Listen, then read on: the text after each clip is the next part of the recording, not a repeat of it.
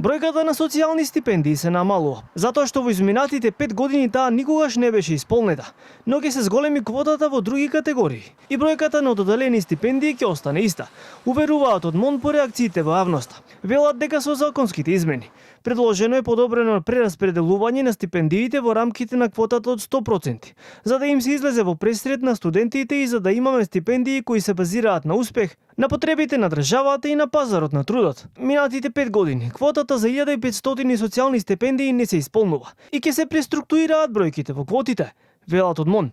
Освен ова, со измените се предвидува изголемување на партиципацијата на студентите за сместување во реновираните домови, од досегашните 50 на 60% од сумата, додека во останатите останува иста. Критики за ваквите измени упатија социјалдемократите и дел од пратениците од коалицијата Европски фронт, кои порачаат дека за измените не е направена добра анализа и со нив се прави голема дискриминација. Домовите сега се поделени на тип 1 и тип 2 со овој предлог, што јасно покажува дека младите нема да бидат еднакво третирани од страната на државата, туку приоритет ќе се даде на нивниот социјален статус, финансиската моќ, на во кои домови може да конкурираат и да престојуваат во текот на своето студирање, така што